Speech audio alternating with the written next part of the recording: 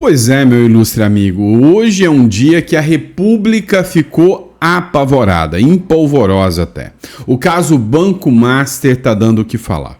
Saíram revelações que envolvem figuras do mais alto escalão. A lista de pagamentos do Banco Master saiu e tem figuras que você não imaginava. Tem um nome que pegou muita, mas muita gente de surpresa. Tem empresa de mídia, tem jornal importante que está na lista dos pagamentos e com uns bons milhões. Não bastasse isso, você lembra do caso Sicário? Sicário era aquele jagunço do Vorcaro que morreu na cadeia. Como? Dizem que ele se morreu, para não falar outra palavra que derruba o vídeo. Mas, entretanto, todavia, contudo, todo mundo sabe que não é bem assim. Pois é. Sabe que todo mundo ficou na dúvida sobre o que aconteceu com o Sicário, certo? Certo. E adivinha na mão de quem está todo o relatório sobre a morte do Sicário?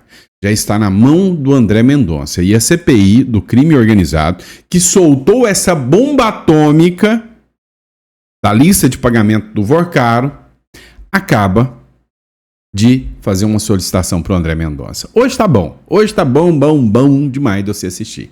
Então vamos entender tudo o que está acontecendo. Obrigado pela confiança, pela credibilidade. Muita gente às vezes fala, mas você tinha que ter mais seriedade, tinha que falar como o William Bonner. E eu não, eu gosto de fazer a coisa mais descontraída, do meu jeitão goiano de ser, eu gosto de ser, eu sou da roça e eu gosto disso, eu tenho orgulho disso. Então, eu acho que muita gente se identifica justamente por causa desse jeitão. Então, espero que vocês gostem, né, do nosso formato, do formato que a gente faz aqui, o editorial. E até porque tem que ser prazeroso para vocês que assistem, mas para mim que faço também, porque eu faço isso aqui com o maior prazer do mundo. Eu sinto prazer em estar trazendo conteúdo para vocês, tá bom? Então, bora para cima. Não esquece de curtir, compartilhar, beleza?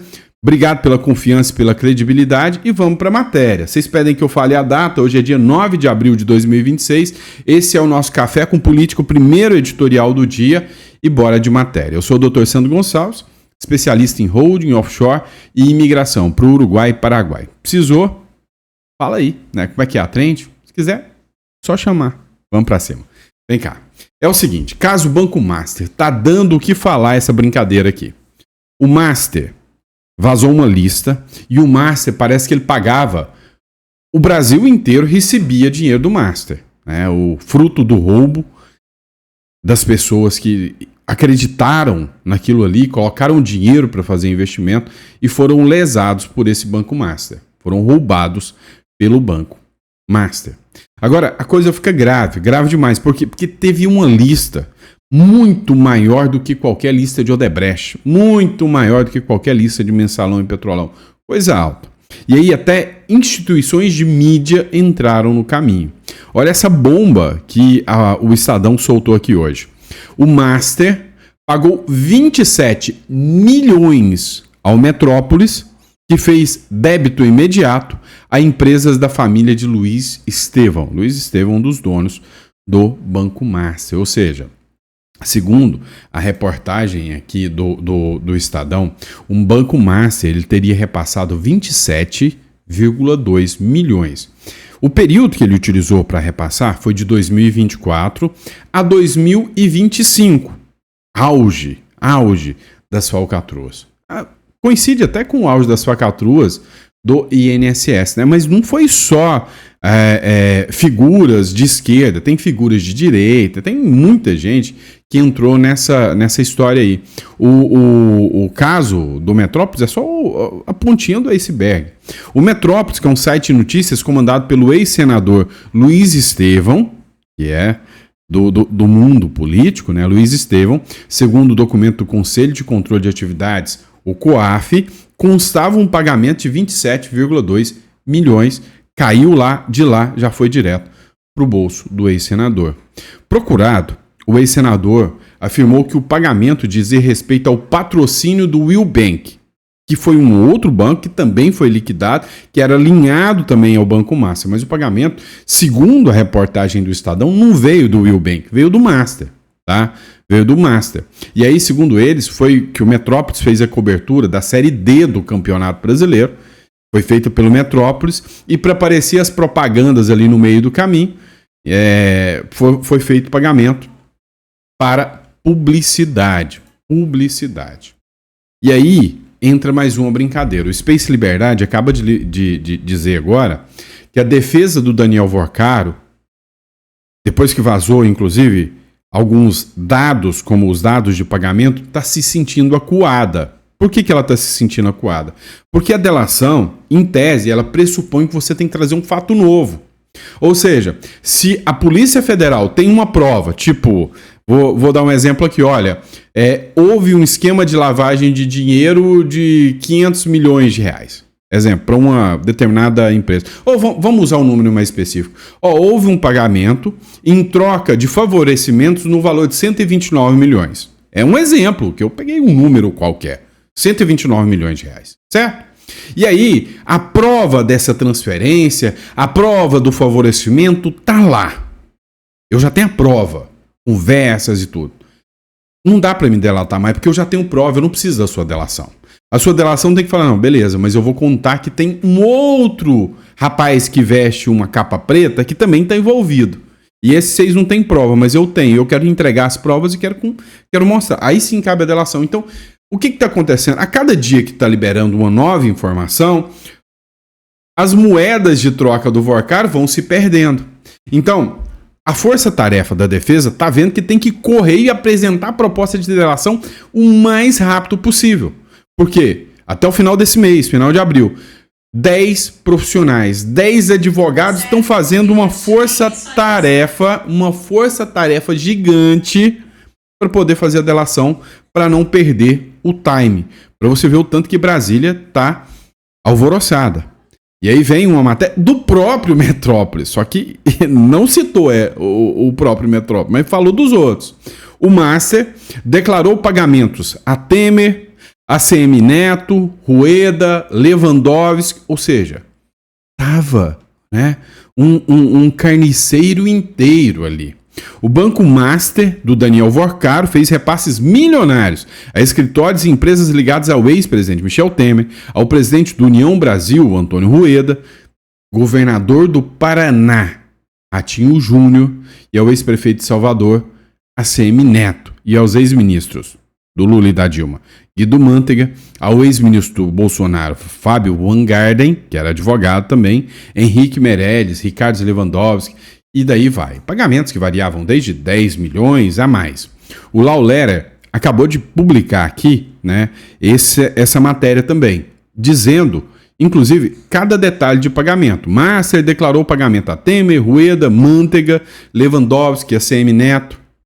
E aí, nessa brincadeira, em um ano, o Temer levou 10 milhões de doletas, né? 10 milhões de reais. O ex-ministro da Fazenda, o Henrique Meirelles também, 8,6 milhões. Empresas do ex-ministro Guido Mantega, que era ministro da Dilma e do Lula, 8.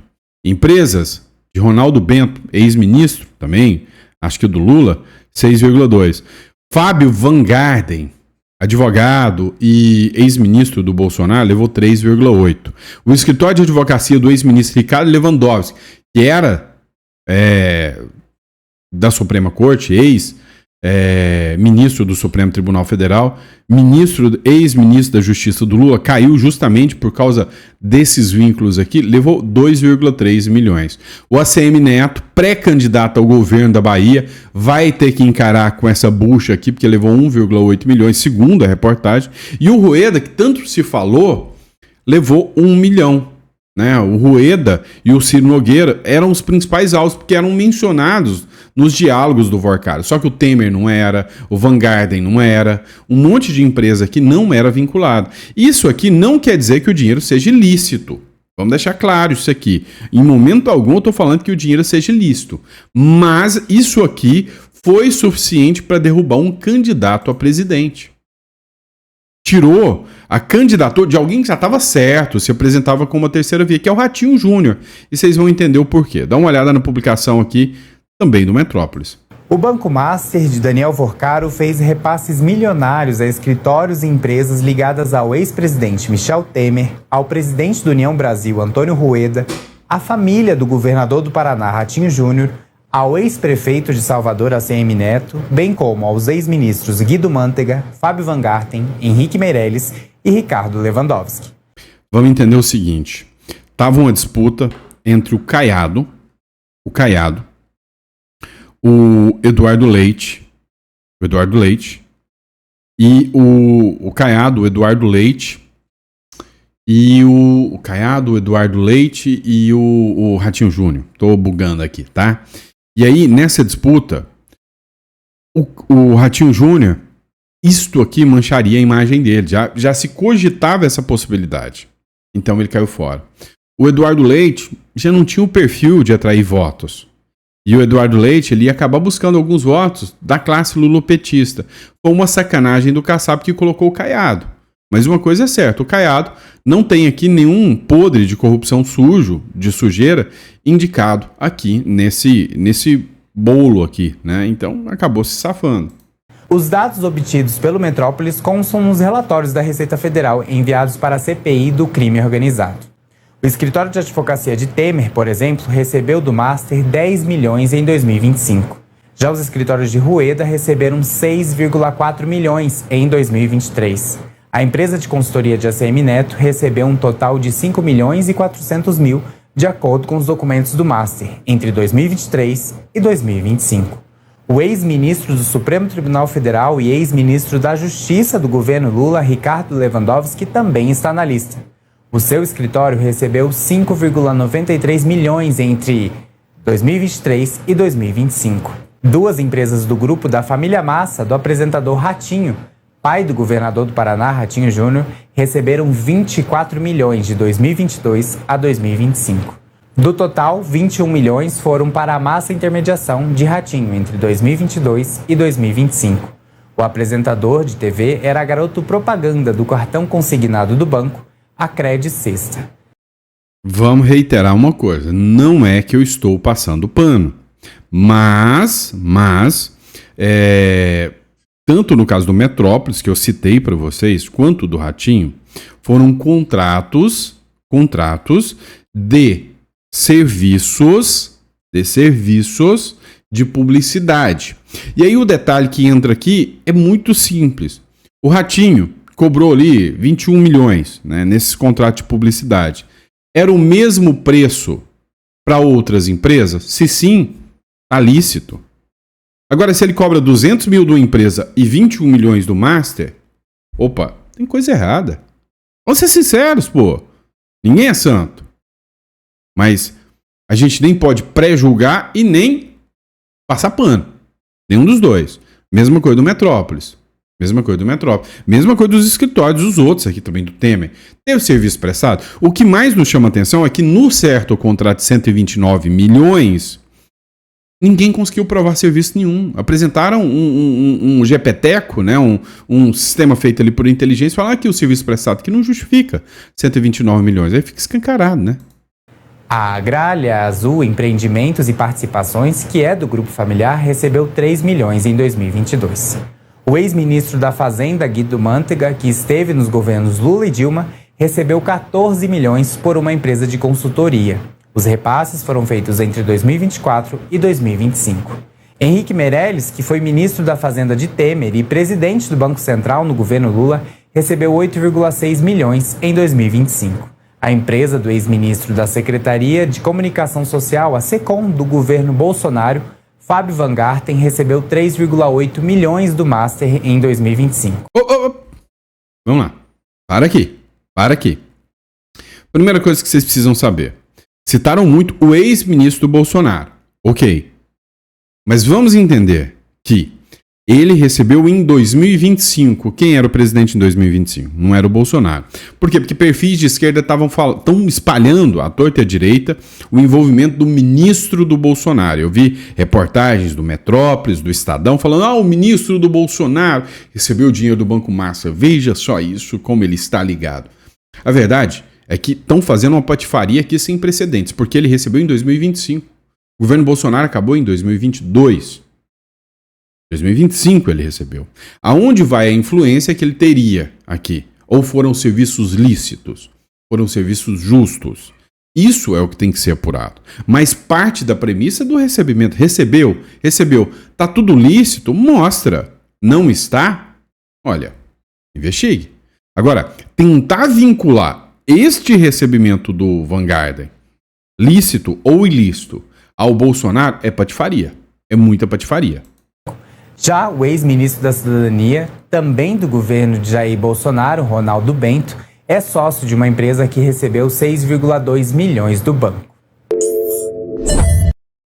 Veja que a estrutura do Banco Master conseguiu ter toda essa estrutura e todo esse poder de 2023 para cá. O que aconteceu em 2023? O que mudou? Você lembra? Pois é, companheiro. Você lembra da tragédia, né? Vamos lá, vamos partir para a próxima. CPI do crime organizado.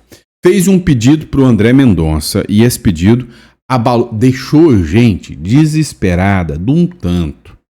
Porque nós estamos falando de queima de arquivo. Nós estamos falando do sicário. Pois é, a CPI do crime organizado veio e fez a solicitação do pedido, né, dos dados completos da morte do sicário. Meu amigo, isso não é para qualquer um não, tá? Eles foram lá, fizeram um pedido dos dados da morte do sicário. O André Mendonça, por sua vez, ele negou. Ele falou, não vou entregar isso aqui para a CPMI. Por quê? Argumento é de que ele entregou dados para a CPMI do INSS. A CPMI do INSS vazou, queimou a largada antes da hora. Não conseguiu prorrogação. Tem uma acusação aqui, e assim, não discuto que foi feito um serviço incrível por parte do Alfredo Gaspar e do Carlos Viana. Foram dois excepcionais, mas eles queimaram a largada num ponto. Há quem diga que eles, ao mirar o Banco Master e esquecer a CPI do INSS, eles deveriam ter mirado só no Lulinha. Esquecido o Banco Master. Esperado a prorrogação, aí depois da prorrogação, tiro, porrada e bomba, vai para cima do Master. Então, só não prorrogou porque eles queimaram a largada e foram para cima do Master antes da prorrogação. É o que eles falam. E aí o André Mendonça está com medo, se bem que a prorrogação não vai existir, mas com medo de que o vazamento de informações possa atrapalhar as investigações. O ministro André Mendonça, inclusive, foi ontem à tarde, ele negou esse acesso, que foi um pedido feito pelo presidente, né, pelo relator, que é o Alexandre Vieira lá, Alessandro Vieira. Ele pediu o acesso aos dados da morte do Luiz Felipe Machado de Moraes Mourão, que era conhecido como o sicário do Vorcaro. Ele respondeu negativamente a 2 requerimentos que foram aprovados, foram repassados e aprovados, porque ele disse que remanescem diligências instrutórias. Ou seja, ele disse que ainda precisa ser investigado, ainda não acabou o problema. Então, com base nessa investigação, ele não quer que dados vazem para não atrapalhar essa investigação. Hoje todo mundo sabe, todo mundo tem aqui uma linha de raciocínio que há uma queima de arquivo escancarada no caso do sicário morto. E aí, para piorar a situação, até a Globo está pedindo a cabeça do Alexandre de Moraes. E aqui no sentido figurado, tá? Senão daqui a pouco eles vão falar que a Globo tinha um plano para matar o Moraes, o Alckmin e o Lula. Não é bem isso, não. Eles querem que o Alexandre de Moraes seja investigado. O Joel Pinheiro ainda tem jeito, eu já brinquei com ele, eu já falei para ele ainda tem jeito. Um dia ele ainda vai largar, né, a turma da esquerda, da Left People, e vai vir pro lado certo, pode ter certeza. Matéria da Globo News pedindo investigação contra Alexandre de Moraes. Deleite com essa informação. Exatamente. Vamos lembrar o quanto essa história já caminhou nesses poucos meses, desde que surgiu a informação, né? Lá atrás, havia não poucas vozes acusando a jornalista e o jornalismo de estar inventando um contrato entre o Banco Master e o escritório de Viviane Barsi de Moraes. A existência do contrato foi comprovada. O próprio escritório, um tempo atrás, veio detalhar os serviços que ele teria prestado ao Banco Master, serviços que, de maneira alguma, correspondem ao valor que tinha sido negociado, e agora temos a comprovação de que os pagamentos milionários estavam sendo feitos. Fica a pergunta, os pagamentos estão muito acima dos serviços prestados lá das reuniões do escritório. Pergunta é, será que Daniel Vorcaro e o Banco Master queriam fazer caridade para o escritório de Viviane Basti de Moraes? Provavelmente não. Portanto, a gente tem que se perguntar, então, pelo que é que eles estavam pagando? Essa é a pergunta, né? Que o contrato em si entre o escritório e o banco esteja formalmente correto, isso eu não tenho a menor dúvida. A pergunta que ele levanta é, por que esse valor? O que estava sendo pago? Será, e essa é a pergunta que fica, será que aquilo pelo qual ele estava pagando, ele tinha a intenção de pagar para ter uma influência junto ao Supremo Tribunal Federal? Essa é a pergunta que se coloca. E para isso a gente já tem elementos que ensejam dúvidas mais concretas, de uma investigação mais precisa, de dizer, o ministro Alexandre de Moraes conversou com Gabriel Galípolo, por acaso, sobre a questão do Banco Master? Primeira pergunta que nunca foi devidamente respondida. Segunda, Alexandre de Moraes e Daniel Vorcaro tiveram encontros, diversos encontros, sobre o que tratavam ali, qual era a natureza do vínculo entre os dois. E, por fim, no dia da prisão do Daniel Vorcaro, ele trocou mensagens de WhatsApp com o ministro Alexandre de Moraes. Tentaram negar isso também, mas está comprovado, isso aconteceu. Inclusive, uma das mensagens, ele perguntava se conseguiu bloquear. Não temos acesso às respostas. Então fica a pergunta ainda, conseguiu bloquear o quê? É verdade, o ministro Alexandre de Moraes deveria agora, como qualquer autoridade, deveria ser mais transparente, trazer já as explicações. Mas eu daria um passo além. Com todos os elementos que a gente tem, isso deveria valer para qualquer cidadão da República, especialmente com autoridades. Cria-se a necessidade de algo a mais do que meros esclarecimentos. Cria-se a necessidade de investigação. Cria-se a necessidade de investigação e punição, porque a gente já está enjoado, né, de ver investigação que não chega a lugar nenhum, tá? Vamos lá, vamos falar um pouquinho do Nicolas Ferreira aqui, que eu acho que é importante a gente comentar sobre isso aqui. Tem uma publicação do Cláudio Dantas que eu achei interessante. Ele fez uma entrevista com o Pablo Marçal, e aí o assunto dessa entrevista foi justamente o Nicolas Ferreira. Acompanha aqui comigo. Essa briga pública do Eduardo com o Nicolas é estratégia também para viralizar ou é real? Direita não tem dono. Você tá por trás desse movimento aí do Nicolas? Você influencia o Nicolas de alguma maneira? O Nicolas, ele é líder de um movimento e tem um povo que apoia ele, dependendo do que os outros acham ou não. Essa briga pública do Eduardo com o Nicolas é estratégia também para viralizar ou é real? Cara, você tem que entender o estado emocional do Eduardo, né? Ele saiu para resolver um problema e não saiu do jeito que ele queria. Eu acho que ele tem um coração correto e ele tá querendo proteger o pai dele, mas na verdade a direita, ela é livre, né? A direita não tem dono. Então quando alguém tenta forçar o outro a fazer o que ele quer, tem um pequeno problema. A pessoa vai fazer isso, ela vai querer mostrar para o mundo inteiro que um movimento tem dono. O movimento não tem dono, o movimento tem direção. E o maior servo de um movimento é aquele que serve mais gente. Então ter ciúme do que o outro pensa, do que o outro fala, acaba enfraquecendo a direção, a causa e principalmente, né, criando matéria para quem não é desse movimento acabar desmoronando, descascando e destronando aquilo que já foi construído. Nunca a direita teve tão forte na história, dentro do parlamento, nas prefeituras, né, os mais de 70 mil homens e mulheres públicas aí que hoje a gente nunca na história do Brasil, a gente teve tanta gente conservadora nessas posições. Vai brigar por quê? Se a direita, até a esquerda é livre. Ninguém consegue segurar a mente de uma pessoa ou de um movimento. Quando você fala direita não tem dono, a gente colocou na tarde aqui, você me lembra o Nicolas falando. O Nicolas e você tiveram juntos de alguma maneira, porque o Nicolas apoiou a tua candidatura lá para a Prefeitura de São Paulo em 24, né? E ele foi acusado pelos bolsonaristas de tentar rachar a direita. Você está por trás desse movimento aí do Nicolas? Você influencia o Nicolas de alguma maneira? Qual é o teu ponto de convergência em relação ao Nicolas? Você acha que ele está certo na estratégia dele, considerando que a pré-candidatura do Flávio já está posta? Eu acredito que ninguém influencia o Nicolas, ele é cabeça de chave. A gente teve um movimento no Brasil, né, que se levantou para derrubar. O Nicolas, ele é líder de um movimento e tem um povo que apoia ele, dependendo do que os outros acham ou não. Não influenciam ele não me influencia, nós temos amizade. Talvez eu vou falar, pareça uma besteira para vocês, mas na posse do Trump, eu e o Nicolas, a gente estava lá em Washington. O que eu ouvi com os meus ouvidos de uma das conselheiras do próprio Trump, falando algo sobre o Nicolas, mexeu muito comigo, que é a mesma coisa que eu carrego. Em breve vocês vão entender o porquê que pessoas que têm essa frequência vivem apanhando e sempre vão entrar em pauta, sempre vão perseguir esse tipo de pessoa, para não ficar parecendo um mistério. É um chamado que certas pessoas têm. Quando essas pessoas têm esses chamados, é impossível elas não apanharem, né? É impossível viver sem divergência, é impossível viver em paz, num país onde ninguém apoia a prosperidade, mata seus próprios heróis, destrói com tudo, é normal. Então, assim, ninguém manda no Nicolas. O Nicolas é uma liderança forte, óbvio, né, que para a gente destronar o pior grupo político que já passou em 500 anos de história do Brasil, precisamos juntar todas as forças. Agora o que está acontecendo? Se a gente não tiver a sobriedade, a sabedoria de pegar essas forças e criar uma convergência para atingir um alvo, é óbvio que nós vamos quebrar essa energia. Pois é, você pode não gostar do Pablo Marçal, mas o que o Pablo Marçal falou aqui tem todo sentido, tem toda a razão de ser. E aí é onde você precisa entender, né, o que o Nicolas está fazendo nesse papel importantíssimo que é de enfrentamento à esquerda.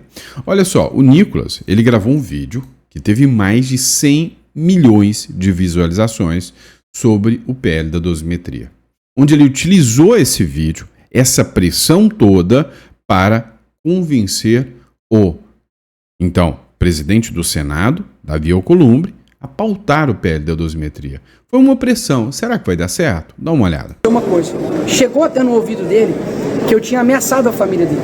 E eu nunca fiz isso. Mas é óbvio que as pessoas usam mentiras para poder, né, afastar quem tá querendo resolver a coisa. Eu falei, o meu vídeo, eu começo o vídeo dizendo, Alcolumbre, eu poderia citar aqui os escândalos, as questões políticas, mas eu quero deixar isso de lado, porque tem vidas de pessoas em jogo, isso é o mais importante. E então eu só estou pedindo o seguinte, eu te dei uma solução, que era, você tem a dosimetria sendo um tema humanitário, ou seja, quando você tem um tema humanitário, constitucionalmente você pode colocar isso em prioridade, então você pode deslocar essa votação, que é o veto da dosimetria, e colocar ela de forma separada, então ele pode chamar uma sessão só para isso. Então eu falei isso com ele, falei olhando dentro do olho dele, falei, Alcolumbre, eu te peço, não é por mim, é por essas famílias, inclusive citei a Aline, o marido dele está aqui, o Eric, que é de Montes Claros, lá de Minas Gerais, falei, olha, ele é uma mãe de família, sabe, a filha dela inclusive fez um vídeo essa semana, pedindo para que aprovasse essa votação, né, para que a gente derrubasse esse veto. Eu não estou ganhando nada com isso, eu só estou realmente fazendo, porque se fosse com uma mãe minha, se fosse com um tio meu, com alguém, o que eu estaria fazendo, né? Então eu falei com ele e assim, praticamente, entre aspas, a gente esgotou tudo que a gente poderia fazer. Agora realmente está na mão dele e o poder está na mão dele. Então assim, eu espero que ele se sensibilize com isso. Eu quero que depois a gente faça um vídeo aqui, né, falando que vocês estiveram aqui, para eu poder inclusive marcar ele, mostrar para ele o tom conciliador que a gente está querendo, porque agora esquece qualquer divergência política, esquece o que ele já fez, o que ele deixou de fazer, está na mão do cara para ele resolver. E isso eu não tenho dúvidas que vai reduzir o sofrimento de muita gente. Então assim, foi o único jeito de eu encontrar com ele para pegar ele ali no supetão, ele deu uma olhada assim e falou, presidente, me escuta aqui, eu praticamente quase que ajoelhei e falei com ele, porque eu acho que não tem nenhum tema mais importante do que esse, viu, gente? Então assim, agora eu olho nos olhos de vocês aqui para dizer que agora realmente é oração. Hoje eu estava lendo um livro que falava que, cara, a mudança muitas vezes que a gente espera é uma mudança do sistema político, do sistema econômico, mas a mudança ela precisa ser individual, sabe? As pessoas são almas. E a gente não pode ignorar esse lado, sabe, de jejum, de oração, de penitência, porque é isso que move, sabe? Abraham Lincoln foi presidente dos Estados Unidos por 5 vezes, para os Estados Unidos, para a América, ele pediu penitência, jejum e oração. Então, quando é uma guerra material contra material, você tem guerras iguais. Agora, quando é uma guerra material, mas o outro lado é material e espiritual, a gente tem superioridade. Então, vamos orar que vai dar certo, se Deus quiser. Pois é, pessoal. Agora, a grande questão é que depende da boa vontade do Alcolumbre, né? Ou seja, tiveram lideranças, tiveram muitas pessoas que foram lá conversar com o Alcolumbre. Será que o Alcolumbre pelo menos vai se manifestar sobre isso? Pois é, acho que os 100 milhões do vídeo do Nicolas fez a pressão funcionar. E o Davi Alcolumbre pretende convocar a sessão para o Congresso para derrubar os vetos e a dosimetria pode entrar em pauta.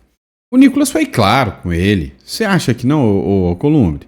Vota a dosimetria, o assunto do Banco Master vai ficar abafado um pouquinho, muita gente vai falar sobre isso, você limpa a sua imagem com grande parte da população, coloque isso em votação.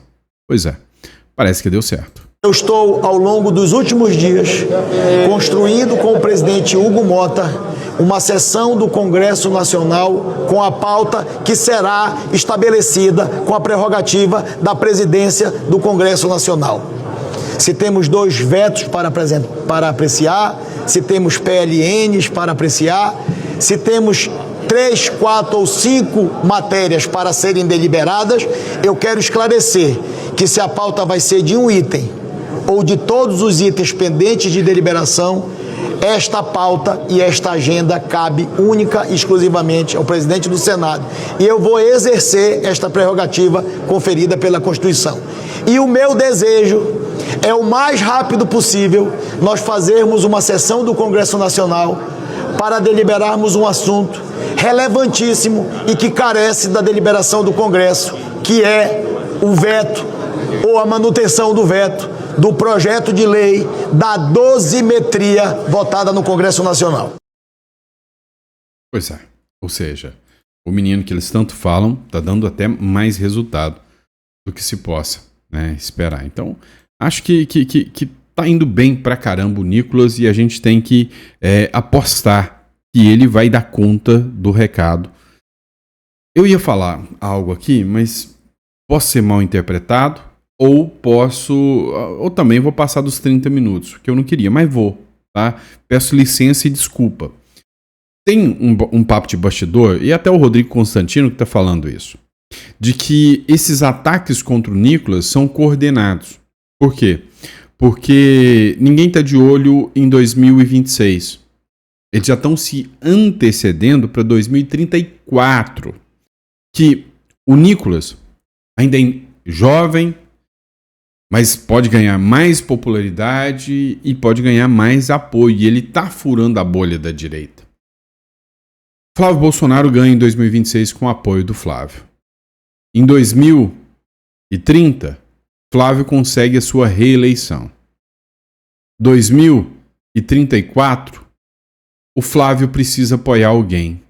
Alguém que talvez caia no ostracismo e até no esquecimento, ou alguém que tem milhões de seguidores. Alguém que tem potencial para fazer uma caminhada como aquela em Brasília. E aí o jogo não é só ego. Tem interesse político por trás. É algo de se pensar. Na política, tudo é possível. Tudo é possível. Tá bom? Dito isso, obrigado pela confiança, pela credibilidade. É sempre um prazer e uma honra estar aqui com vocês. Pessoal, presta atenção. Você que é empresário, você que tem a sua empresa, que lutou muito para construir a sua estrutura, você sabe os riscos que você tem em manter o seu patrimônio desprotegido. Então, por exemplo, você é um empresário da área da saúde ou um médico. Você é um médico, pessoa física. Você pega o carro, está conduzindo o carro, de repente você atropela alguém e tira a vida dessa pessoa. Ou você dá uma errada ali no bisturi e acaba matando uma pessoa. As pessoas virão te executar, virão com processo contra você. E todo o patrimônio que você tem vai ficar à mercê, né, de responder por essas dívidas. Agora, o que você pode fazer? Tem várias estruturas que te dão uma garantia. Vou te dar um exemplo. Eu tenho um caso de um cliente que teve uma multa aí de quase 4 milhões de reais. Uma empresa me procurou, fez a consulta, quase 4 milhões e bloqueou tudo. Bloqueou o CPF dele, dos caminhoneiros lá. Bloqueou o CPF dele, da esposa dele, da esposa dele e todos os CNPJ das duas empresas que ele tinha.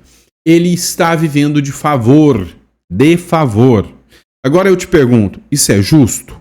Não é, porque ele se manifestou. Agora, qual que é o grande ponto aqui? Se ele tivesse nos procurado antes, ele poderia ter aberto uma empresa lá no Uruguai ou no Paraguai. Tira da jurisdição brasileira.